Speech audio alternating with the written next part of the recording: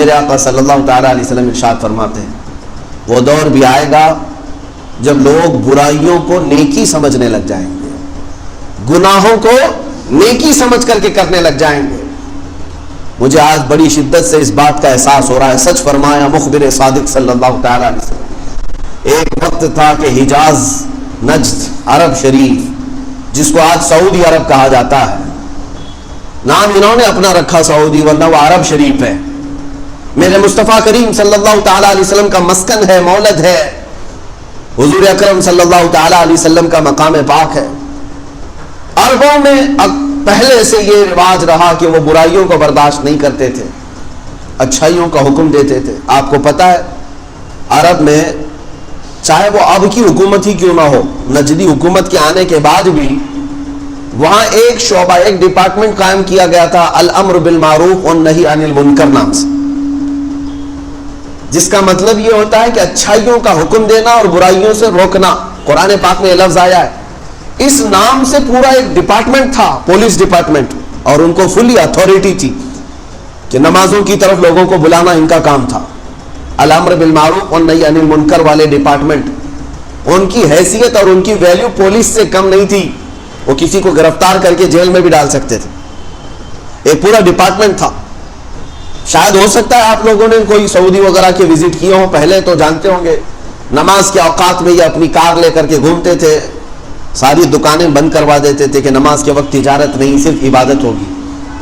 عام گھومنے والوں کو پکڑ کر کے لے جاتے تھے کہ نہیں، اس طرح نماز کا وقت چل رہا ہے، باہر نظر نہیں آؤ گے۔ حتیٰ کہ غیر مسلم بھی جو وہاں کام کرتے تھے، ان نمازوں کے اوقات میں وہ تھوڑی دیر کے لیے اندر ہو جاتے تھے، شٹر بند کرتے تھے۔ تو یہ حالات تھے، ایسا نہیں کہ یہ انہی کے ہیں، بلکہ عرب میں پہلے سے یہ رواج رہا ہے نمازوں کا اہتمام کرنا اور دعوت دینا۔ یہ انہی کا ایجاد کیا ہوا نہیں تھا، امت مصطفیٰ صلی اللہ تعالیٰ علیہ وسلم میں برسوں سے وہاں پر خیر کی دعوت دینے کا نظام تھا، اور برائیوں سے روکنے کا بھی معاملہ اتنا سخت تھا کہ چاہے وہ ترکی حکومت کیوں نہ رہی ہو، خلافت عثمانیہ کا دور ہو، یا ان سے پہلے خلافت بنو عباس، خلافت امویہ، یا خلافت راشدہ، ان سب زمانوں میں عرب میں حالات ایسے تھے کہ برائیاں کرنے والے کو اتنی سخت سزائیں تھیں کہ شراب پیتے ہوئے پکڑے جانے والے پر کوڑے لگائے جاتے، زنا میں اگر رنگے ہاتھوں پکڑا جائے تو اسے سنسار یا قتل کر دیا جاتا۔ بڑی سخت سزائیں تھیں، جو ڈر تھا قوم کے اندر کہ برائیاں نہیں ہونی چاہیے، زمین کے اوپر فساد نہ ہو، امر بالمعروف نہی عن المنکر پورا وہاں پر موجود تھا۔ حالات نے ایسے کروٹ لیا، یہ ہماری آنکھوں دیکھا حال اب کسی سے ڈھکی چھپی بات نہیں ہے۔ مشکل سے 5-6 سال کا عرصہ گزرا ہوگا، سعودی کو انہوں نے پورا یہودی بنانے میں کوئی کسر نہیں چھوڑی، پوری طور پر اس کو پلٹ دیا۔ اب امر بالمعروف نہی عن المنکر یہ سب ختم، کچھ نہیں۔ نہ امام خطبے میں کسی برائی سے روک سکتا ہے، اگر کوئی ممبر پر روک بھی دیا تو اسے گرفتار کر کے اندر ڈال دیا جائے گا۔ میرے اندازے کے مطابق جنہوں نے مجھے خبر دی تھی وہاں کے رہنے والے 400 سے زیادہ علماء جیلوں میں موجود ہیں، صرف اس لیے کہ انہوں نے برائی سے روکا تھا اپنے خطبے میں۔ گانے باجے موسیقی یہ سب نہ کرو، اسلام میں حرام ہے، یہ سب ختم ہو گیا۔ یہ قیامت کی وہ نشانیاں ہیں جو امت میں سے ختم ہونے والی ہوں۔ امر بالمعروف ختم کر دیا، اچھائیوں کا حکم تو دینا ہی نہیں اب ان کو، وہ تو جا چکا تھا، لیکن جو برائیوں سے روکتے تھے اس کو بھی ختم کر دیا۔ ان ظالموں نے عرب شریف پر قبضہ جما کر کے اس پاکیزہ زمین کو جتنا ناپاک کرنے کی کوششیں اس زمانے میں کیا ہے، اس سے پہلے کبھی نہیں ہوئی تھی۔ قتل و غارت تو ہوئی ہے عرب شریف میں، لیکن زنا کو عام نہیں کیا گیا تھا، ڈانس کلب کو اور ننگا پن اس طرح سے عام نہیں کیا گیا تھا۔ اتنی حیا اور غیرت باقی تھی مسلمانوں کے اندر۔ جنگوں میں لڑائیاں ہوتی ہیں اور قتل و غارت تو ہو جاتی ہے، لیکن حیا سوز اخلاق جو ایمان کا قتل کر دیتے ہیں، وہ افعال آج وہاں پر پرمیٹڈ ہو گئے، اجازت شدہ ہو گئے۔ بڑے بڑے باہر سے بلا کر کنسرٹ کروائے جائیں، بڑے بڑے ایکٹر ایکٹریس کو بلا کر کے انہیں ننگا ناچ دکھایا جائے، مرد و زن کا اختلاط عام کیا جائے، عورتیں مرد ایک ہی ساتھ ناچیں۔ یہ وہی سعودی ہے جس میں آج ہر چیز رواج پا رہی ہے۔ وہاں بیچ بنائی جا رہی ہے جہاں ننگے سوئیں گے. اور انہوں نے سارے یورپین کنٹریز کے لیے اپنے ویزے کو عام کر دیا. 5 منٹ میں کوئی ویزا بنا کر کے سعودی جہاں چاہے گھوم سکتا ہے. اس خطے کو جو میرے آقا صلی اللہ تعالیٰ علیہ وسلم نے حرم قرار دیا اور فرمایا تھا کہ یہاں غیر مسلمین کا داخلہ ممنوع ہے, آج تک لکھا ہوا تھا, اب یہ اس کو بھی ختم کرنے جا رہے ہیں. عورتوں کا حجاب ختم ہو جائے, کچھ نہیں, جیسے رہنا چاہیں ویسے رہیں, پابندی نہیں ہے. نماز کے اوقات میں جو پابندی تھی اس کو بھی ہٹا دیا گیا کہ نہیں, آپ نماز کے وقت میں اپنی دکان جاری رکھ سکتے ہیں, بازار کریں, جو کچھ کرنا ہے کریں. اسلامی ملک تھا, میرے مصطفیٰ کریم صلی اللہ تعالیٰ علیہ وسلم کا بسایا ہوا معاشرہ تھا. دنیا میں خرابیاں پھیل رہی ہیں, لیکن درد وہاں سے ہوتا ہے کہ جس پاکیزہ زمین پر میرے آقا آرام فرما ہے, اس زمین کو ان ظالموں نے اپنے پنجوں سے برباد کر رکھا. اتنا ہی نہیں میرے عزیزو, انہوں نے اذانوں کی آواز کو کم کروا دیا. کون غیر مسلم سننے والا تھا؟ 100% مسلمان تھے, لیکن حکومت کی طرف سے یہ پابندی آئی کہ اذانوں کی آواز کو کم کر دیا جائے, غیر ضروری ہے. جس کو اوقات معلوم ہے وہ خود نماز کے لیے چلا جائے گا وقت پر, تیز آواز سے اذان دینے کی ضرورت نہیں ہے. کن کن چیزوں کو یہ روکتے چلے گئے. یہ وہی زمانہ ہے جس کو میں کہہ رہا ہوں کہ برائیوں سے روکنا تو ختم, انہوں نے برائیوں کو نیکیاں سمجھنا شروع کر دیا. آج آپ کو پتا ہے پہلی مرتبہ تاریخ میں ان کی کرسمس ڈے پوری سعودی عرب میں دھوم دھام سے منائی گئی, دھوم دھام سے منایا گیا. اس میں باہر سے ایکٹر اور ایکٹریس اور گلوکار بلائے گئے. ابھی ہیپی نیو ایئر منانے کی تیاریاں ہیں. مجھے اس بات کا سوال ہے میرے عزیزوں, ہم جب آواز اٹھاتے تھے کہ میرے نبی پاک صلی اللہ تعالیٰ علیہ وسلم کی ولادت کا دن بھی منانے دیا جائے, تو ان کے ہاتھ سے شرک اور بدعت کے فتوے آتے تھے کہ نبی کریم صلی اللہ تعالیٰ علیہ وسلم کی میلاد منانا جائز نہیں, اسلام میں ثابت نہیں, اور کرسمس منانا جائز ہو گیا. ہیپی نیو ایئر کے لیے پورا ملک سجانا جائز ہو گیا. میں آج سے کافی سالوں پہلے سے اپنے خطابات میں یہ کہتا آیا کہ اے میرے عزیزوں, جن کو تم ظاہر میں دیکھ رہے ہو یہ بادشاہ حقیقت میں نہ ایمان والے ہیں نہ مسلمانوں کے مسیحا ہیں. ان سبوں کی لنک اسرائیل اور یہودیت سے جڑی ہوئی ہے, اس لیے کہ انہوں نے چن چن کر کے میرے آقا صلی اللہ علیہ وسلم کے تبرکات کو تو ختم کر دیا, لیکن یہودیوں سے ریلیٹڈ جو چیزیں ہیں سعودی میں اس کو آج بھی باقی رکھا گیا ہے. اس کو ہولی پلیسز کہہ کر کے یا محکمہ آثار قدیمہ کا حصہ سمجھ کر کے اس کو ریزرو کر دیا گیا. یہ حالات جو تیزی سے تبدیل ہو رہے ہیں, مجھے عرض یہ کرنا ہے کہ قیامت قریب آ چکی, اور اگر آپ بھی اپنے درمیان یہ 2 عادتیں چھوڑ دو گے تو تباہی کے دہانے پر جاؤ. ان کو مت دیکھنا کہ وہ پورے سعودی کو بدل کر کے بھی آج کامیاب ہے, کامیاب کچھ نہیں, وہ جہنم میں جانے کا راستہ بنا رہے. اللہ رب العزت جسے چاہے ہدایت دے, جسے چاہے گمراہ کرے, کسی پاکیزہ مقام میں رہنے کی وجہ سے نہیں. اگر مدینہ طیبہ اور مکہ مکرمہ میں رہ کر کے بے ایمان ہو گیا دوزخ میں ہی جائے گا, وہ جہنم میں جائے گا اگر بے ایمان ہو گیا. لیکن آپ اس کو آئیڈیل اور ماڈل نہ سمجھیں کہ سب کچھ تو وہاں ہو رہا ہے, اب یہاں پر بھی کر لیں گے. ان پر عذاب آنے والا ہے. میں حدیث پاک سناتا ہوں آپ کو, اگر ایسا لگتا ہے کہ یہ الفاظ ہیں صرف جملے نہیں, میرے عزیزوں, میرے آقا صلی اللہ تعالیٰ علیہ وسلم کی حدیث ہے, وَيْلٌ لِّلْعَرَبِ مِن شَرٍّ قَدِ اقْتَرَبَ. حضور نے فرمایا تباہی ہو عربوں کے لیے. حضور فرماتے ہیں تباہی ہے عربوں کے لیے, ایک بہت بڑی برائی ہے جس سے وہ بہت قریب ہو رہے ہیں, بہت قریب ہو رہے ہیں. نبی پاک صلی اللہ تعالیٰ علیہ وسلم نے یہ بھی ارشاد فرمایا قیامت اس وقت تک نہیں آئے گی جب تک عرب کے کچھ قبیلے بت پرستی اور شرک میں مبتلا نہ ہو جائیں. کچھ قبیلے ایسے ہوں گے جو بت پرستی کریں گے اور شرک میں مبتلا ہو جائیں گے. وہ بھی دیکھا ہم نے, انہوں نے تو مندروں کی وہاں پر اوپننگ شروع کر رکھی ہے. کون کرے گا اس میں پوجا پاٹ, کون کرے گا؟ جب آپ پورے کے پورے مسلمان کنٹری کے ہو تو پھر یہ عبادتیں کون کرے گا؟ ظاہر سی بات ہے کہ ان کے اندر شرک اور کفر آ چکا, اور میرے آقا صلی اللہ تعالیٰ علیہ وسلم کی وہ حدیث بھی صادق آ گئی. حضور اکرم صلی اللہ تعالیٰ علیہ وسلم نے فرمایا وَيْلٌ لِّلْعَرَبِ, عربوں کے لیے انقریب تباہی ہے, مِن شَرٍّ قَدِ اقْتَرَبَ, ایک ایسی برائی سے جس سے وہ بہت قریب ہو رہے ہیں, بہت قریب ہو رہے ہیں. عزیزان گرامی, یہ مت سمجھنا کہ وہ پیسوں کی ریل پیل میں آج سب سے بڑے مالدار سمجھے جاتے ہیں، امیر سمجھے جاتے. مت دیکھو یہ ساری چیزیں. ان کا سکون غارت ہے، ان کے اوپر خوف کی تلوار لٹک رہی ہے. وہ کروڑ نہیں اربوں ریال کے مالک ہو کر کے بھی آزاد نہیں جی سکتے.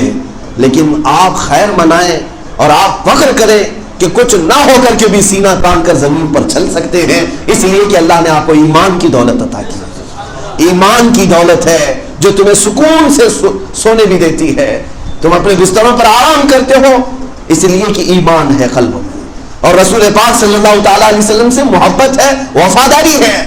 ہم غداری نہیں کرتے حضور اکرم صلی اللہ علیہ وسلم سے.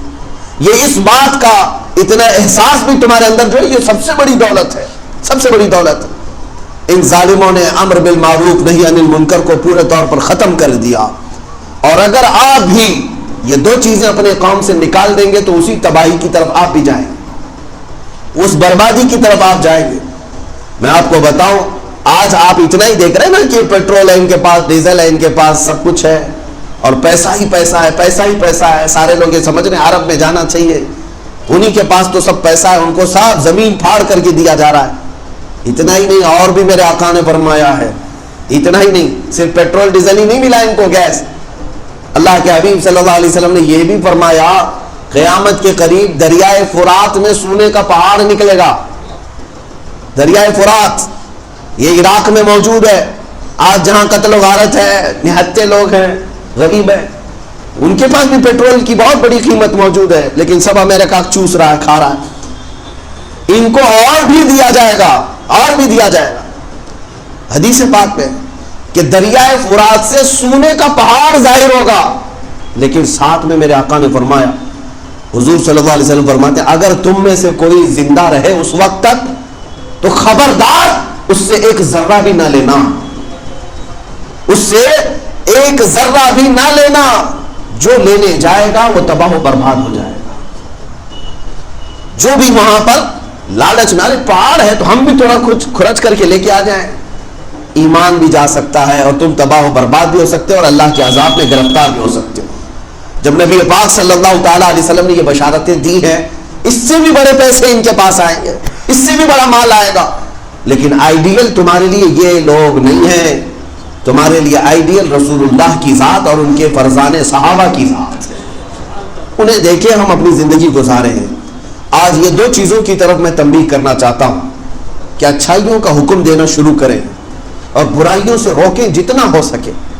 قیامت کے دن ایک بندہ جو تمہارا پڑوسی ہوگا وہ آئے گا اللہ کی بارگاہ میں مقدمہ کرے گا. آج سب نماز کے لیے آئے نا، ایک شخص مقدمہ کرے گا، وہ بے نمازی تھا، اسے پکڑا جائے گا اور اسے دوزخ کی طرف فرشتے کھینچ رہے ہوں گے. وہ کہے گا رب ذوالجلال میرا پڑوسی تو آج جنت میں جا رہا ہے. کہا وہ نمازیں اس کی تھی، پوری نماز پڑھتا تھا. تو کہے گا اے رب ذوالجلال وہ نماز تو پڑھتا تھا لیکن زندگی بھر کبھی مجھے ایک بار بھی نماز کے لیے بلایا نہیں تھا. تو اسے بھی روک لیا جائے گا، اسے بھی روک لیا جائے گا. کیا تیرا حق نہیں تھا کہ تو اپنے پڑوسی کو اچھائی کی دعوت دے؟ اس لیے کہ تو خیر امت میں سے تھا. تأمرون بالمعروف، تم اچھائیوں کا حکم دینے والے لوگ. تم دیکھ کر کے بھی خاموش کیسے رہ سکتے ہو؟ کسی کو دیکھو تو اسے نماز کی دعوت دینا یہ اچھائیوں کا حکم ہے. اخلاق خیر، اچھے اخلاق کی طرف دعوت دینا یہ تمہاری خصوصیت ہے. ہم ہوتا یہی تھا بچپن میں اپنے بچوں کو ماں باپ سکھاتے تھے تمیز اخلاق کیا ہے، یہ اچھائیوں کی دعوت تھی. یہ بھی ختم کر دیا آج معاشرے سے. آج آپ اپنے بچوں کو بٹھاؤ اور انہیں یہ درس دو کہ بیٹا بڑوں سے بات کرنا ہے تو سلیقہ کیا ہونا چاہیے، مصافحہ کرو تو کس طرح کرو. ابھی تو یہاں پر سکھاتے ہینڈ شیک کرو بیٹا، کس کے طریقے تم ڈال رہے ہو اس کے اندر. ہاں اس کو تھینک یو بولو بیٹا. سب چیزیں تم نے انگریزوں کی اور یہودیوں عیسائیوں کی ڈال دی. خاص طور پر میرے مصطفیٰ کریم صلی اللہ علیہ وسلم کی امت میں ہیں آپ. اس بچے کو بچپن سے ہی یہ تربیت، یہ اخلاق خیر کی دعوت دینی چاہیے. لقمان حکیم جن کا ذکر قرآن پاک میں آیا ہے، وہ نبی نہیں تھے لیکن ان کے نام سے پوری سورہ آئی ہے 21ویں پارے میں. کس وجہ سے جانتے؟ لقمان حکیم نے اپنے بیٹے کو جو نصیحتیں کی ہیں، اپنے بیٹے کو وہ نصیحتیں تو اللہ نے قرآن میں بیان کر دیا. وَإِذْ قَالَ لُقْمَانُ لِابْنِهِ وَهُوَ يَعِظُهُ يَا بُنَيَّ لَا تُشْرِكْ بِاللَّهِ. یاد کرو جب لقمان نے اپنے بیٹے سے کہا نصیحت کرتے ہوئے، اے بیٹے اللہ کے ساتھ کسی کو شریک نہیں ٹھہرانا. یہ نصیحتیں ہیں جو باپ بیٹے کو کرنا چاہیے. یا بنی اقیم الصلاۃ، اے بیٹے نماز ہمیشہ پڑھنا. لقمان حکیم نے اپنے بیٹے کو نصیحت کی تھی. وَأْمُرْ بِالْمَعْرُوفِ وَانْهَ عَنِ الْمُنْكَرِ وَاصْبِرْ عَلَى مَا أَصَابَكَ. اچھائی کی بات کرنا، برائیوں سے روکنا، اور جو مصیبت آئے اس پر صبر کرنا. لقمان حکیم اپنے بیٹے کو کہہ رہے یا بنی انها ان تک مثقال حبۃ خردل، کہتے ہیں اے بیٹے اگر برائی تو رائی کے دانے کے برابر بھی کرے، چاہے وہ آسمانوں میں جا کر کرے گا یا زمین کے اندر جا کر کے کرے گا، یأتی بہ اللہ وہ تجھے سامنے لا کر دکھائے گا. یہ بیٹے کو نصیحت ہے کس کی؟ باپ کی. یہ اچھائیوں کا حکم تھا، یہ امر بالمعروف ہے. اتنا ہی نہیں، اور آگے آیتیں اگر میں پڑھوں، چھوٹی بھی باتوں کا ذکر ہے. وَلَا تُصَعِّرْ خَدَّكَ لِلنَّاسِ. باپ کہہ رہا ہے بیٹے کو، بیٹا جب بات کرنا نا لوگوں سے تو منہ موڑ کر کے بات نہیں کرنا. ہاں کچھ لوگوں کی عادت ہے، ادھر ہے یوں منہ کر کے بات کر رہا ہے پیچھے. یہ غرور و تکبر کی علامت ہے، گھمنڈ کی علامت ہے. بات کرے تو عاجزی و انکساری کے ساتھ آمنے سامنے بات کرے. یہ قرآن کا حکم ہے. وَلَا تَمْشِ فِي الْأَرْضِ مَرْحًا، اور زمین پر اکڑ کر کبھی مت چلنا. باپ اپنے بیٹے کو نصیحت کر رہا ہے. وَاقْصِدْ فِي مَشْيِكَ وَاغْضُضْ مِنْ صَوْتِكَ، جب چلنا تو دھیمے انداز میں چلو، زور زور پیر پٹک کر کے نہ چلنا. کیا ہم نے بھی اپنے بچوں کو یہ تربیتیں دی ہیں؟ کیا ہم اپنے بیٹوں کو یہ خیر کی دعوت دیتے ہیں؟ نہیں، قرآن کے احکام ہے یہ. وَاغْضُضْ مِنْ صَوْتِكَ إِنَّ أَنْكَرَ الْأَصْوَاتِ لَصَوْتُ الْحَمِيرِ. باپ کہہ رہا ہے بیٹے کو بات کرنا تو دھیمی آواز میں بات کرنا، اس لیے کہ چلا چلا کے بات کرنا اللہ کو ناپسند ہے، اور سب سے ناپسند آواز گدھے کی آواز. اللہ تعالیٰ نے فرمایا یہ سب باتیں لقمان حکیم نے اپنے بیٹے سے کی ہیں، اور اس کو قرآن میں اللہ تعالیٰ نے بیان فرمایا. یہ سب چیزیں ہم نے چھوڑ دیا. امر بالمعروف کبھی ترک نہیں ہونی چاہیے. باپ اپنے بیٹے کو، پیر اپنے مرید کو، استاد اپنے شاگرد کو، آقا اپنے غلام کو، مزدور کو، وہ جب تک طاقت رہے اچھائیوں کی بات کرتا رہے، اسے اچھائیوں کی دعوت دیتا رہے. اور رہی بات دوسرے نمبر پر برائیوں سے روکنا، اس کو بھی کبھی ختم ہونے نہیں دینا. یہ بہت ڈینجر چیز ہے. اگر ختم ہو گئی تمہارے اندر سے اللہ کا عذاب آ جائے. اگر برائیاں کہیں دیکھ رہے ہو تو ہاتھ سے نہیں تو منہ سے تو روکو، زبان سے روکو. زبان سے نہیں روک سکتے تو اپنے دل سے ان کا بائیکاٹ کرو کہ آج سے میں تم سے نہیں ملوں گا، تم یہ کام کرتے ہو. یہ برائیوں سے روکنے کے طریقے بتائے گئے تاکہ اسے احساس ہو. کیوں روک رہے ہیں آپ؟ کیوں روک رہے ہیں؟ دو کاموں کی وجہ سے. اس سے بھی محبت ہے آپ کو اس لیے روک رہے ہیں. ایک تو زمین میں فساد نہیں ہونے چاہیے، اور دوسرا میرا بھائی جہنم میں نہیں جانا چاہیے. یہ فکر ہے نا ہماری. ہم برائیوں سے کیوں روکنے آئے؟ کیا فرق پڑتا ہے؟ اس لیے کہ میرا بھائی برائی کر کے دوزخ میں نہ جائے. یہ احساس ہو، ہمیں یہ فکر ہو. برائیوں سے روکنے کی عادت جب ختم ہو جاتی ہے تو کیا ہوتا ہے سنو. ایک حدیث پاک میں جبرائیل امین نے عرض کیا حضور پاک کی بارگاہ میں، یا رسول اللہ صلی اللہ تعالی علیہ وسلم، ایک بستی پر اللہ نے عذاب نازل کرنے کا حکم دیا مجھے. میں اس بستی پر عذاب لے کر کے اترا، لیکن اس بستی میں ایک نیک بندہ تھا، باقی سب گنہگار تھے، نافرمان تھے، بہت سارے گناہوں میں مبتلا تھے، لیکن ایک بندہ تو نیک تھا، اتنا نیک تھا کہ اس نے کوئی گناہ ہی نہیں کیا تھا. تو حضرت جبرائیل کہتے میں نے اللہ سے پوچھا اے رب ذوالجلال اس بندے کا کیا کروں جو ایک نیک بندہ اس میں رہتا ہے؟ اللہ تعالیٰ نے فرمایا اس پر بھی عذاب نازل کرو، اس پر بھی عذاب نازل کرو. جبرائیل امین کہتے ہیں مجھے پوچھنے کی ہمت نہیں ہوئی، میں نے عذاب نازل کیا، پوری بستی تباہ و برباد ہو گئی، ختم ہو گئی. اللہ کا عذاب آیا، ہلاک ہو گئے. برسوں بعد حضرت جبرائیل کہتے ہیں میں نے رب ذوالجلال کی بارگاہ میں پوچھا ہے مولا اس کا کیا جرم تھا؟ اس نے کوئی گناہ تو نہیں کیا تھا، لیکن تیرا عذاب اس کو بھی گرفتار کر لیا، ایسا کیوں؟ اللہ رب العزت ارشاد فرماتا ہے جبرائیل وہ نیک تو تھا، عبادت تو کرتا تھا، لیکن اس کے سامنے برائیاں ہوتی تھی، گناہ ہوتے تھے، وہ سب دیکھ کر کے خاموش رہتا تھا. اس لیے میرا قانون یہ ہے برائی دیکھ کر خاموش رہنے والے کا بھی وہی انجام ہوگا جو اس کے سامنے برائی کرنے والے کا ہوگا. یہ چیز سخت ہے. برائیوں سے روکنا یہ امت کی خصوصیت ہے، ہماری خصوصیت ہے، یہ اسپیشلٹی ہے آپ کی. اگر یہ بھی چھوٹ گئی تو پھر امت کی کیا خصوصیت آپ کے پاس رہے گی؟ الحمدللہ ہمارے علماء کرام نے برائیوں سے روکنے کے لیے چھوٹے موٹے لوگوں کو ہی نہیں بلکہ وقت کے بادشاہ کو بھی للکارا ہے. اگر وہ برائی کر رہا ہے علماء حق نے اس کو بھی بولا ہے, اس کو بھی تنبیہ کی ہے. چاہے وہ اکبر کی بات لے لو, 48 سال حکومت کرنے والا ڈکٹیٹر, اور اس کے سامنے کس کی مجال تھی, لیکن جب وہ ایک خرابی کی طرف جا رہا تھا, ایک عالم ربانی مجدد الفسانی کھڑے ہوئے اور اسے للکارا اور اس سے کہا کہ تو گمراہ ہو گیا ہے, تو مرتد ہو گیا ہے, ایک نیا دین لا رہا ہے میرے مصطفیٰ کے دین کو چھوڑ کر. اس پاداش میں اس نے جیل میں بھی بند کیا, لیکن وہ عالم حقانی عالم ربانی یہ سمجھتے تھے کہ اگر میں بھی یہ ذمہ داری چھوڑ دوں تو پھر امت کا کیا حال ہوگا. اس لیے میرے عزیزوں, برائیوں سے روکنا یہ اس امت کی خصوصیت ہے. چاہے وہ کسی کے بھی اندر آئے, برائیوں سے روکو, چاہے وہ کفار و مشرکین میں آئے. ظلم کے خلاف آواز اٹھانا یہ حسینی کردار ہے. حضرت امام حسین کے چند بچے تھے, گھر پہ لے کر بیٹھے, ایک یزیدی تو تھا, کیوں باہر آئے؟ اس لیے کہ آپ نے دیکھا کہ یہ خرابیاں آ جائیں گی امت میں.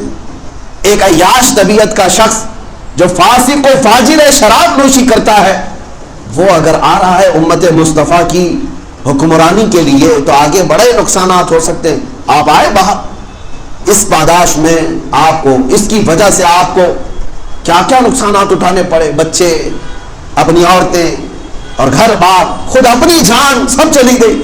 لیکن امت کی جو خصوصیت تھی برائیوں سے روکنے کی, اس سے امام حسین نے کبھی سمجھوتا نہیں کیا, کبھی سمجھوتا نہیں کیا.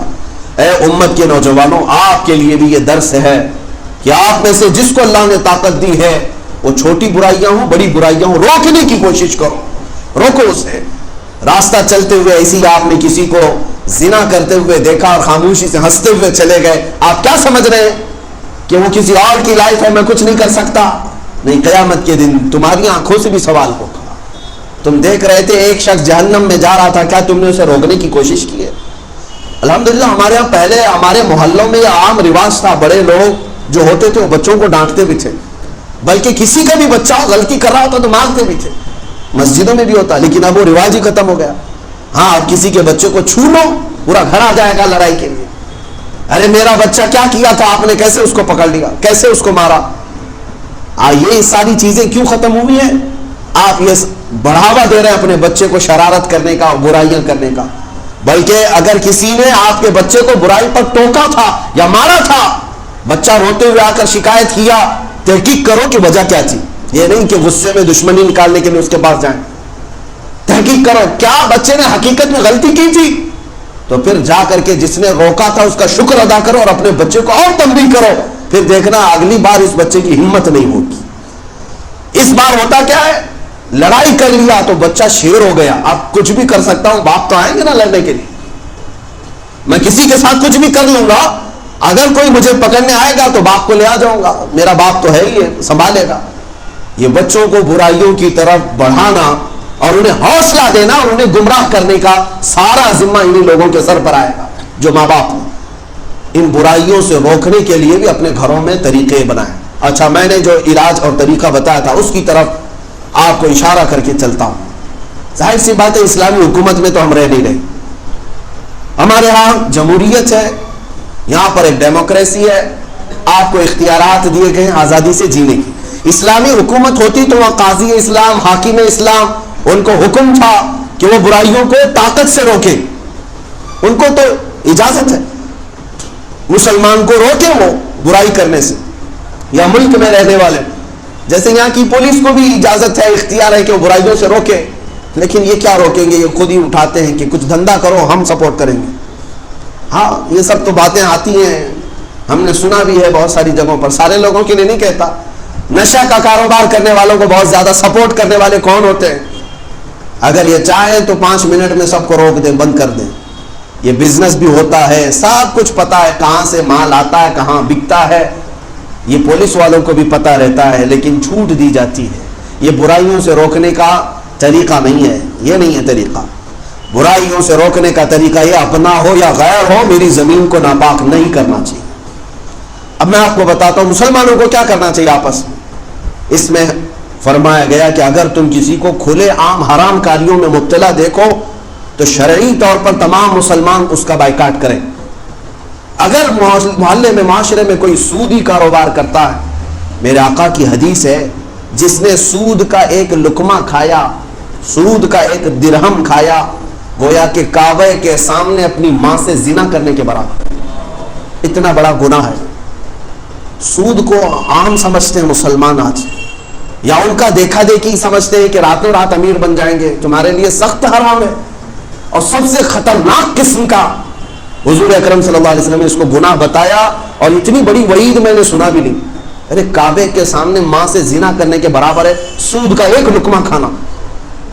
اور جب اتنا بڑا گناہ اپنے معاشرے میں دیکھ رہے ہیں تو آپ کیا کرتے ہیں؟ اس کے ساتھ روکنے کی کوشش کرنی چاہیے، نہیں رکتا۔ وہ کیوں نہیں رک رہا ہے وہ بھی میں آپ کو بتاؤں۔ سود کے پیسے جمع کرتا ہے، سال میں ایک مرتبہ بڑی دعوت کرتا ہے، آپ کو بھی بلایا ان کو بھی بلایا، اور صاحب سینہ چوڑا کر کے اس کے گھر پر چلے گئے، ہاں حاجی صاحب، اور گل پوشی بھی کیا اور چلے آئے۔ اس سے کیا ہو گیا؟ اسے کبھی احساس نہیں ہوگا کہ وہ گناہ کر رہا تھا۔ سب کا جو سپورٹ حاصل ہے نا، سب کی جو مدد حاصل ہے، اسے احساس ہی نہیں ہوگا کہ وہ کچھ گناہ کر رہا ہے۔ وہ سمجھے گا میں تو اچھا ہی کر رہا ہوں، دیکھو میرے ساتھ سب اچھے اچھے لوگ بھی آتے ہیں، نیک لوگ بھی آتے ہیں، حاجی صاحب بھی آتے ہیں، مولانا لوگ بھی آتے ہیں۔ پیسوں کے بل بوتے اگر کوئی گناہوں پر اسی طرح اڑا رہا تو اس کی ذمہ دار وہ لوگ بھی ہیں جو اس کا سپورٹ کرتے ہیں۔ ہونا کیا چاہیے؟ تمام ہی مسلمان اتحاد اور اتفاق کے ساتھ ایسے گناہوں کو روکنے کے لیے اس کا بائیکاٹ کریں۔ چند ہی دنوں میں عقل ٹھکانے پر آئے۔ اگر گھر کے کوئی معاملات ہوں، کوئی ایک بندہ تو کھڑے ہو کر کے کہہ دے آپ کے گھر پر کھانا حلال نہیں ہے، سود کا کاروبار چھوڑ دو، انشاءاللہ ہم آپ کے ساتھ حاضر ہوں، آپ کے ساتھ آئیں گے۔ احساس تو پیدا ہونے دو، ہم احساس بھی نہیں کرنے دیتے۔ یہ صرف سود کی ایک مثال میں نے بتایا۔ ہر گناہ پر، جو چوری کرتا ہو، شراب نوشی کرتا ہو، یا جوا کھیلتا ہو، یا نشہ بیچتا ہو کرتا ہو، ان سب کے ساتھ بھی دیگر سارے مومنین کے لیے ضروری ہے کہ ان کی اصلاح کے لیے، یہ نہیں کہ ان کو نکال کر پھینکنے کے لیے، ان کی اصلاح کے لیے کوئی طریقہ اپناؤ تاکہ وہ بھی صحیح ہو جائے اور تمہارے شانہ بشانہ جنت میں جا رہے ہیں۔